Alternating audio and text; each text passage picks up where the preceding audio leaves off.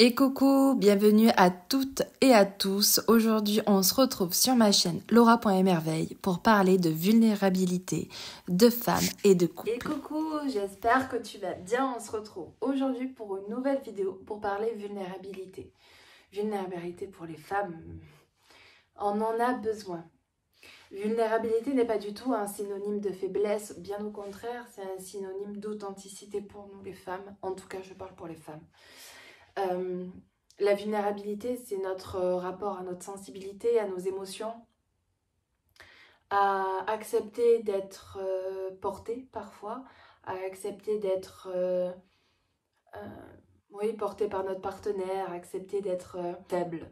Faible dans le sens où on a besoin de l'autre, accepter le fait qu'on ait besoin de quelqu'un d'autre, accepter notre sensibilité. Et je vois autour de moi, et de par mon expérience, parce que je l'ai vécu, mais à foison, cette volonté de vouloir tout gérer, de vouloir être absolument partout, la volonté d'avoir l'impression de tenir le foyer, d'être à 100% là, tout le temps, d'avoir peur de lâcher, par peur que mon foyer se casse. C'est extrêmement dur pour une femme, parce que ce n'est pas notre rôle, d'avoir à ce point le foyer sur nous. Nous, c'est pas notre rôle du tout, et il est temps que ça s'arrête. Parce qu'il y a trop de femmes qui pensent qu'elles sont responsables de tout. Et il faut aussi accepter que nous ne sommes pas responsables de tout, surtout dans un foyer qu'on construit en règle générale à deux. Je parle dans ce cas de figure-là. Nous sommes deux. Et donc, on n'a pas vocation de faire tout toute seule. C'est pas possible. Et on a cru, pour X raisons, mais on a cru que nous étions responsables de tout et que nous pouvons. En fait, c'est ça qui est le plus dur. Et nous croyons que nous en sommes capables. Et comme nous avons cette force de persuasion à l'intérieur de nous, nous le faisons. Mais qu'est-ce qui se passe? C'est qu'on s'épuise, on se fatigue et on s'éloigne de nous-mêmes. Parce que quand on croit que nous sommes capables d'être de partout, tout le temps, de tout gérer, de tout superviser, d'être en permanence ce pilier, on s'épuise considérablement parce qu'en fait, on ne prend plus d'espace pour nous-mêmes, on ne prend plus de temps pour nous, on oublie que nous avons des besoins, que nous sommes faillibles. Nous oublions que nous avons... que nous sommes juste des êtres humains. Que nous ne sommes pas des robots, en fait.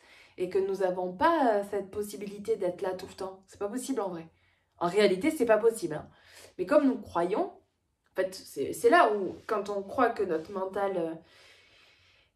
que nous ne sommes pas créateurs de notre réalité, quand on croit et qu'on se persuade que nous sommes capables d'être de partout et que nous n'avons pas le droit d'être faibles, vous voyez bien qu'il y a beaucoup de femmes qui le croient et qui le créent, cette réalité. Et qui, du coup, s'épuisent malgré tout. Créent des maladies, créent de l'eczéma, créent des inflammations de partout sur le corps, mais parce qu'elles sont des piliers sur lesquels, si elles pensent que si elles tombent, tout le château tombe. Et comme on leur a dit qu'une femme était capable de faire tout ça, alors, si tu es capable de faire tout ça, alors pourquoi on ne le ferait pas? C'est logique, je comprends qu'on le fasse. Et je l'ai fait, mon Dieu. Quand j'ai eu mon fils, allez, je suis capable de gérer le ménage, la cuisine, la bouffe, l'administratif et éventuellement mon enfant, sans aide. Parce que c'est ça qui est le plus fabuleux. C'est que le problème, il est là. Le problème, c'est qu'on est capable de croire que nous pouvons faire tout ça sans aide. Je te laisse juste intégrer là. Penses-tu que tu es capable d'être de partout, sans aucune aide? Et est-ce que tu penses que tu acceptes sincèrement de l'aide? Non. Non. Tu vois, c'est venu toute seule. Non. En fait, je vois trop de femmes. Et moi, la première, je l'ai vécu et je sais très bien de quoi je parle. Il y a beaucoup de femmes qui veulent être de partout et qui s'épuisent, mais c'est un truc de malade. Elles ne veulent pas demander de l'aide, on ne veut pas demander de l'aide parce que c'est signe de faiblesse. Ça montre qu'on n'est pas capable, ça montre qu'on est faillible, ça montre que nous sommes trop faibles. Alors que non, mon Dieu, non, ça n'a rien à voir, c'est deux choses illogiques. Puis on est des êtres humains, mon Dieu. On est des êtres humains, on ne peut pas être de partout. Et la femme, il va falloir qu'elle comprenne qu'elle n'est pas... Alors, déjà qu'elle n'est pas un homme et que même un homme n'est pas capable de faire ça. C'est normal. Il n'y a rien de plus normal à ça. La femme doit demander de l'aide pour élever ses enfants, elle doit demander de l'aide pour faire son ménage, elle doit demander de l'aide pour son travail, pour tout en fait. C'est ok, c'est normal. Il n'y a rien de mal à ça en fait. C'est à l'intérieur que ça se passe. Sincèrement, c'est à l'intérieur. Pourquoi c'est à l'intérieur?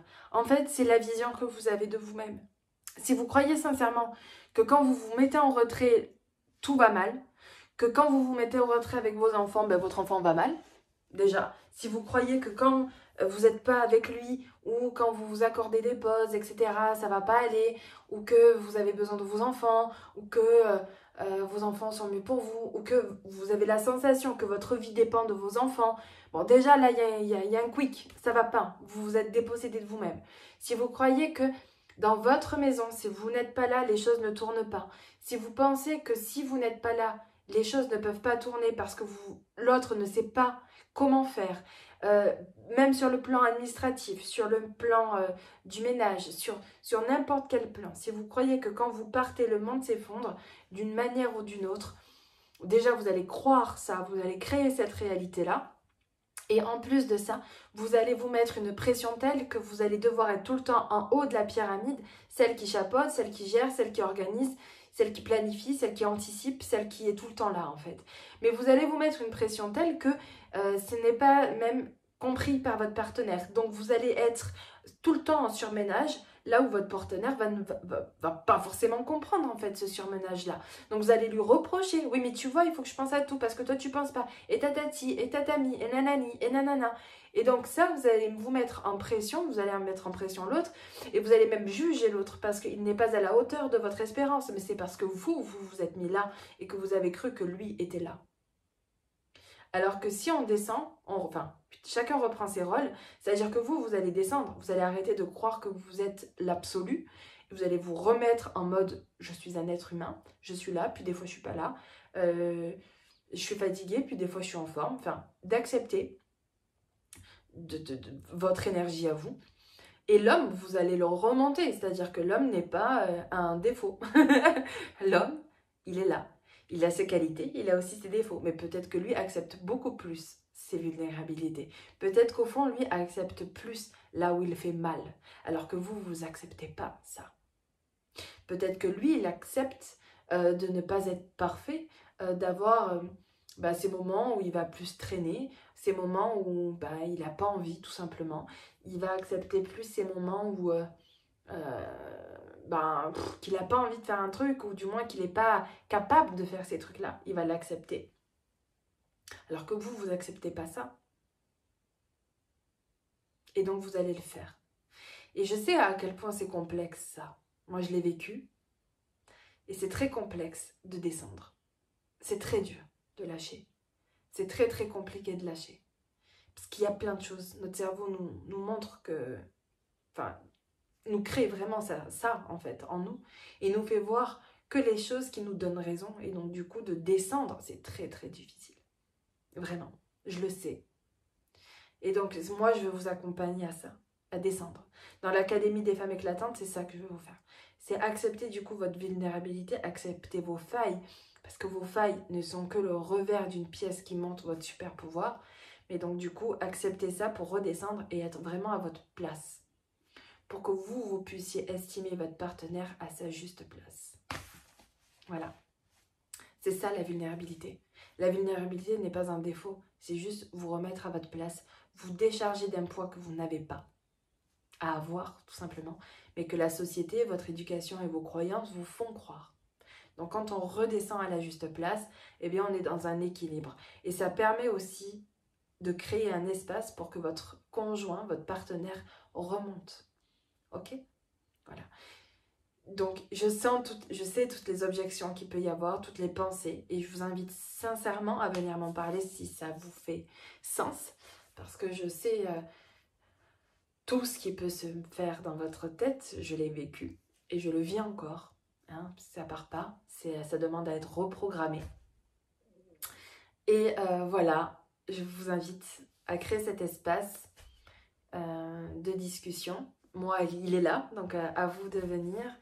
Et je serai très heureuse d'accueillir vos objections à tout ça, parce que c'est au travers des objections qu'on peut reprogrammer. Voilà. Je vous embrasse et je vous souhaite à tous et à tous une très belle journée.